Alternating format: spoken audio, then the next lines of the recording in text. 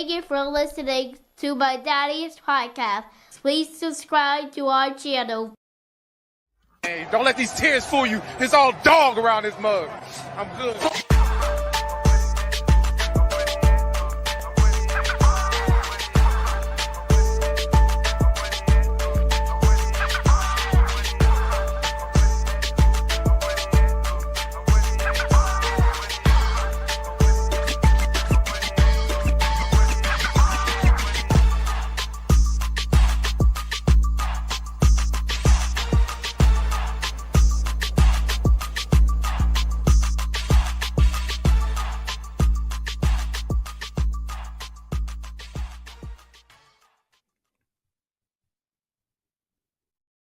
Hey, what's going on, Who Dat Nation? It is yours truly, Timothy J. Jones. And yes, I am the host of the State of the Saints podcast.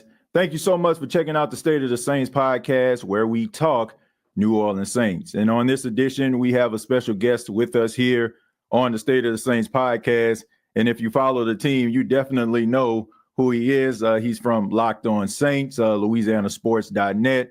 And just keeping you up to date on all things New Orleans Saints, a good friend of mine, Mr. Ross Jackson. Ross, how you doing, man? What's good, brother? I'm doing great, man. Thanks so much for having me on. I wouldn't call me a special guest, just a guest, really, right. But I appreciate you.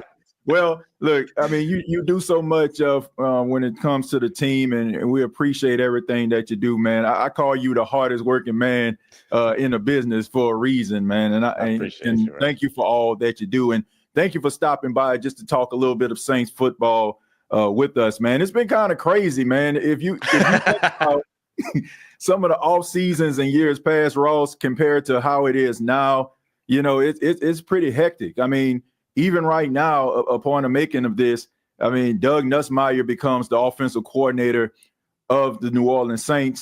Kellen Moore is trying to put together his staff. What are your thoughts on that? I mean, it's not so much of a surprise, but what are your thoughts on Doug Nussmeier becoming the OC? Yeah, for basically about as long as Kellen Moore has been the guy that was going to be the head coach, Doug Nussmeier has been the guy that was going to be the offensive coordinator. So you're right. It's not much of a surprise, but I'll tell you, it is the perfect hire for Kellen Moore. Kellen Moore, 36 years old, a more experienced 36-year-old than typical youngest coaches in the NFL are. Don't get me wrong. But to have the other guy next to you that's been there with you in Dallas, that was there next to you in LA, then went with you over to Philly, like the connectivity.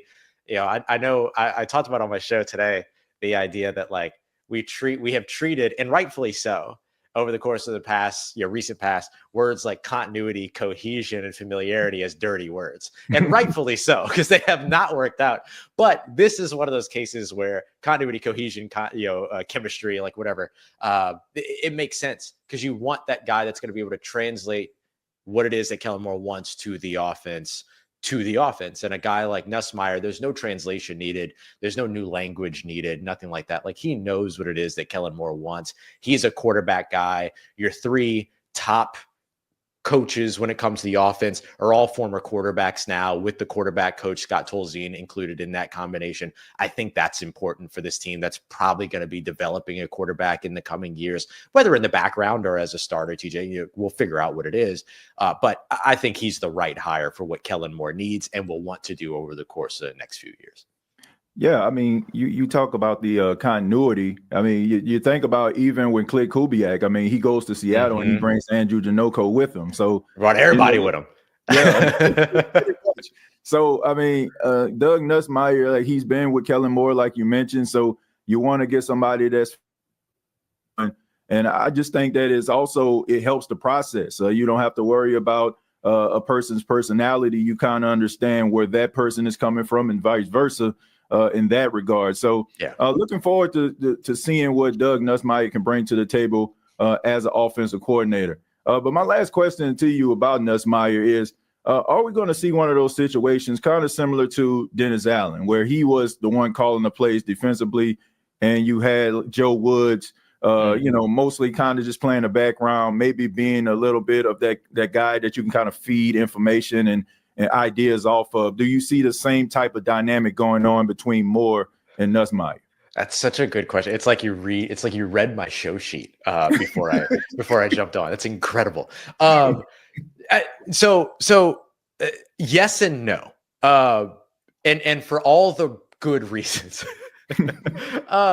Yes, in that Kellen Moore will call the offense much like Dennis Allen called the defense. So it still will be Kellen Moore's architected and executed offense that Right. Doug Nussmeier helps to install, helps to execute all those other things. The no is like we would talk to Joe Woods on Thursdays. We get coordinators on Thursdays, and we would ask Joe Woods like, certain questions about the defense and stuff like that. And one time he said, I just kind of worry about my position group. And it was like, hold up, but wait, but you're the defensive coordinator. And so what it was is that like, Joe Woods is an experienced defensive coordinator, but I just don't think he was given the reins to really be the guy that was helping with the installs and helping with translating the defense, stuff like that. Like it felt very much like Dennis Allen had everything in his hands. That's probably why the defense started to slip over the course of the last couple of years, if we're being honest, because it was too much, right? Like a lack of delegation oftentimes leads to a lack of production. And you see that in, I don't care if you're coaching football or if you're, if you're a line cook at or you're the head chef at a restaurant. Like if you're not delegating, you're not getting anything done. And so I think there was an element of that you won't see when it comes to this Kellen Moore, Doug Nussmeier. I think Nussmeier will be a little bit more involved. He won't be somebody that is like a dual position coach and offensive coordinator. His role is going to be to help translate, install, and probably also help to kind of impact a little bit of what the game plan is going, because he has so much experience next to Kellen Moore in terms of what he wants to do. I don't see why you don't give him his voice in that situation as well. Yeah. I mean, I just want to see how this thing is going to work. Like I said, I think that they have that chemistry together. So I think that he's going to, delegate some, some work towards his way. I think it's going to be best, especially for a guy in Moore that's going into a new field, which is being a head coach. So you definitely want to make sure that you can count on the guys that you hire. But speaking of Kellen Moore, I mean, it's been about a week now since he has been named the head coach of the New Orleans Saints. Ross, between, meeting him at the Super Bowl, during that Super Bowl week, and just overall, I know it's pretty early, to really understand Kellen Moore overall. But what kind of feelings and thoughts do you have about him and what you have seen so far about his personality and what you feel like he can bring to the New Orleans Saints, maybe something that they haven't had in a while? Yeah, I appreciate you using the word meeting Kellen Moore. It's often been described what I did all throughout Super Bowl week as stalking Kellen Moore, so I appreciate that. I was literally everywhere the dude was as much as I could be. I think like it was a lot of confirming stuff, if I'm being honest, CJ, more than it was necessarily learning anything new. I think that what you learn new is just kind of his charisma, right? Like you sit across from him and all of a sudden you feel that like, oh yeah, he's pretty comfortable in this environment. Like the 2 or 3, 7 different times that I talked to him at the at the Super Bowl, were very different than your typical stand up at the podium and give an introductory press conference type of moments, right? At the opening night, there's a whole bunch of stuff going on the Superdome field behind you, events and, other scrums and players and all this stuff.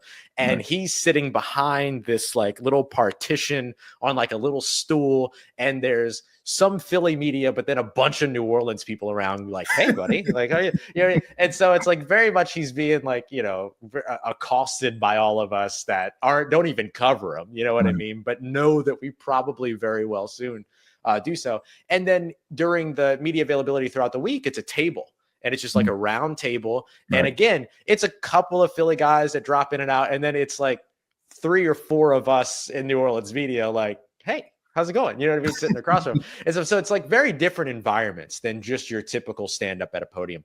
And I think in each one of those environments, in addition to his stand-up at the podium introductory press conference, which again was very different than the usual weekly thing because it was in the auditorium. There was a lot more media there, more cameras there. Gail and Mickey and, Kai, everybody's there too. His wife's there, his kids are there. Like it's a whole different thing. And in every single one of those environments, he just seemed comfortable and prepared. And I think those are 2 things that I would put out there. I think there's a charismatic piece to that that I think is really important that you don't really get when you listen to him doing like coordinator Thursdays or, watching him on the sideline and stuff like that. So I think there's that part. During the Super Bowl, watching him yell at the referee was a great piece for me because it was like, okay, I want to know, like, does he have that? Like, does he have that fire to where, like, if you're a head coach and you start going at a referee like that, players get behind you. Like that makes them want to play harder. I'm sure you've experienced that yourself. And so I think that like those types of things are probably the new things that I learned. I still have my questions about who he is as a leader and how he commands a room and all those other things. But I think that those things are kind of the little ingredients that maybe make up the big recipe in terms of leadership. And so I think we got to see a little bit of a glimpse of that, but I'll be really interested to hear from the players throughout the season, kind of how he manages that role or how he finds his bad cop to his good cop, like where that comes from. Yeah.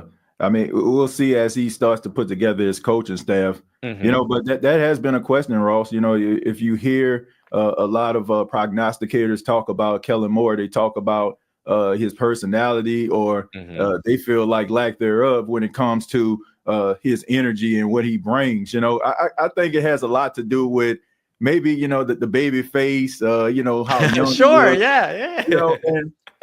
even at the press conference, what blew me away was here's a guy who's 36 years old. This isn't like normal territory for a guy to get a head coaching opportunity at this stage of his life. Right. And I mean, he's standing up there with the black blazer, with the khaki pants on, like nothing flashy or anything like that. And it's just like he just loves football. He loves to coach football. So yeah, I think that kind of won me over in that regard. I don't think you have to be a rah-rah guy personally. I think that you look at coaches like Kevin O'Connell, even in years past, like Tony Dungy and Lovie Smith.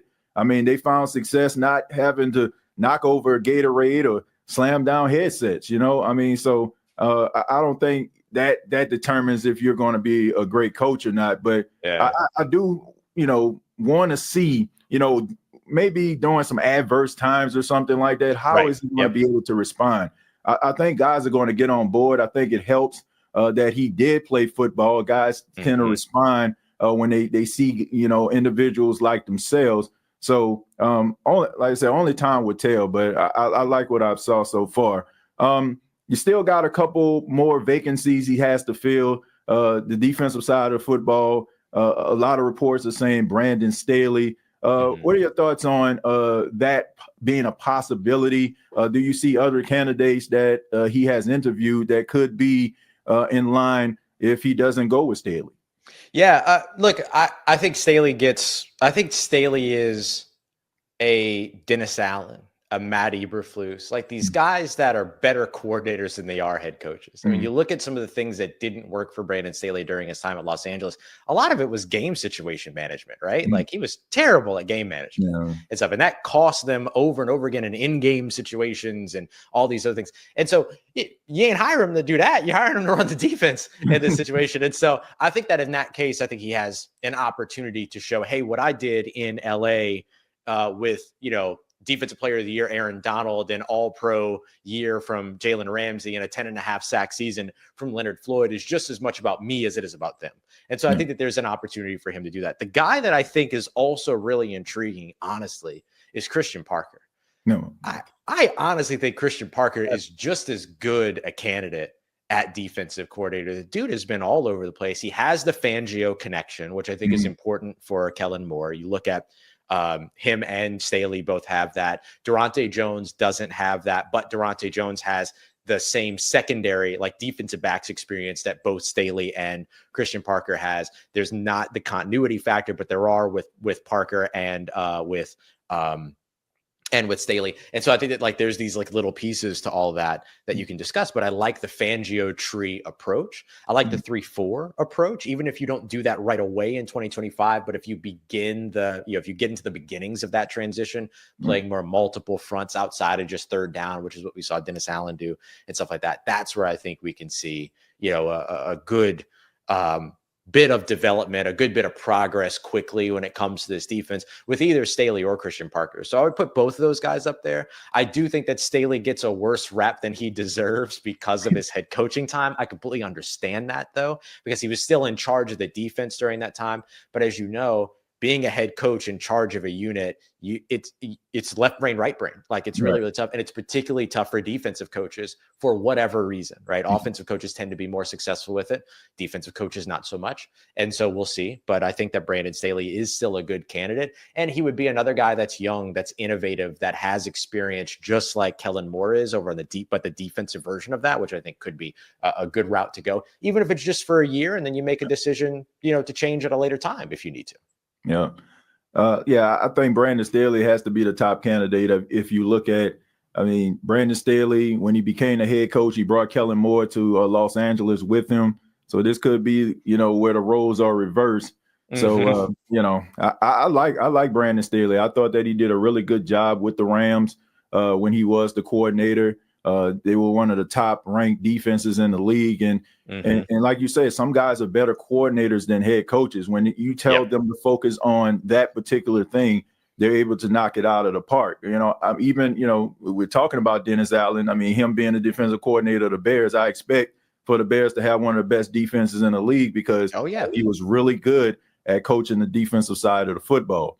But on top of some coaching decisions, they have to make some player decisions as well. And, of course, they have to get into compliance. This is a place where the Saints normally live every single offseason, but they always manage to find a way. But, Ross, it seems a little different this year because it might mean saying goodbye to some familiar names and some mainstays with the New Orleans Saints. But what are your thoughts about these tough decisions? You think about some of the players north of 30.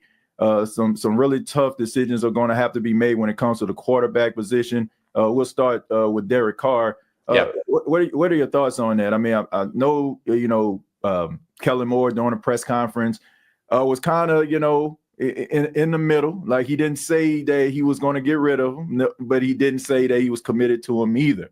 And also you're hearing reports about how a lot of organizations, as well as the Saints, are high on Spencer Rattler. So what are your thoughts on the quarterback situation in New Orleans?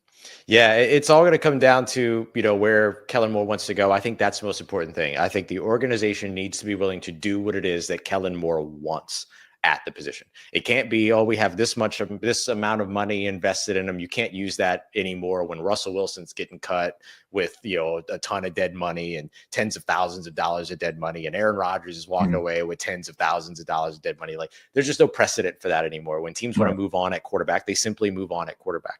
And so if that's what Kellen Moore wants to do, the most important thing is that whatever it is that he wants is what the organization should do. So I'll start there.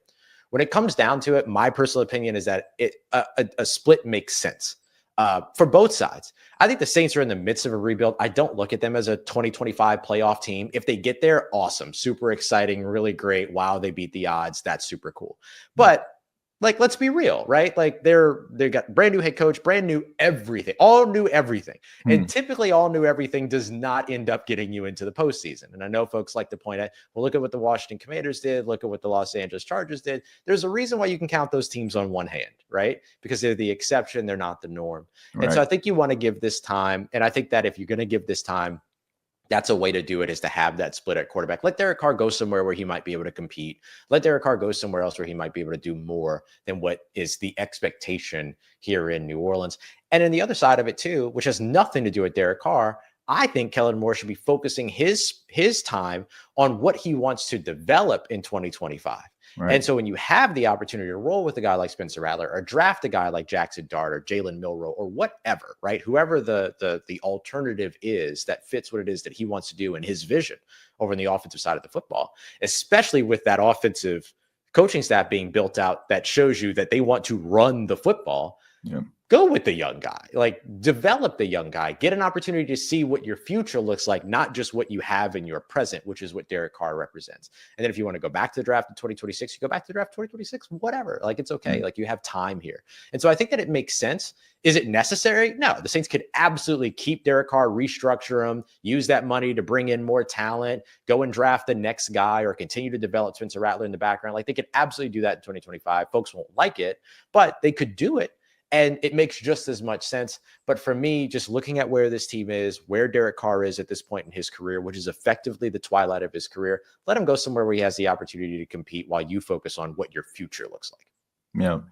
My final question for you is, will the New Orleans Saints have both Demario Davis and Cam Jordan on the same team at the beginning of 2025? Do you see that? Okay, so here the answer is yes. I do think that they'll both be on the team. My expectation, like it's speculation, right? I'm guessing because we don't even know who the defensive coordinator is at the time that we're having this conversation. Yeah. So it completely depends on what they want, really. Right. But if I had to guess, because of what we just talked about with you kind of going through what is effectively a transitionary period, having those guys that are your cultural leaders in the locker room is important for that kind of a thing.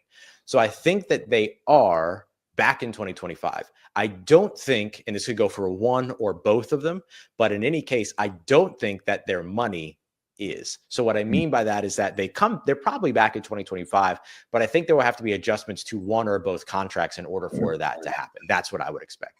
You can move the money without moving them, I think is what I'm trying to say. Okay, well, I'm pretty sure a lot of Saints fans are excited about that, especially like if the team is going through a transition. You definitely want those leaders to help that locker room to be able to buy in.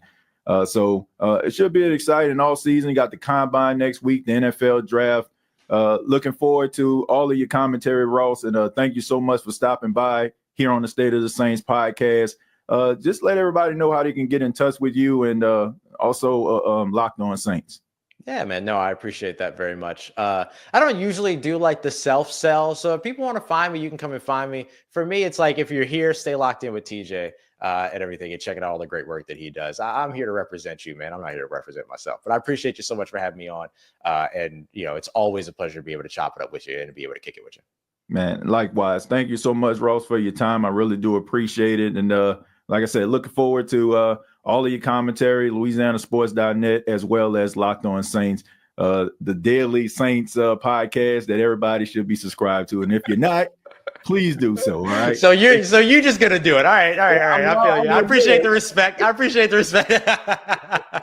right, but thank you, man. Appreciate it. Absolutely, brother.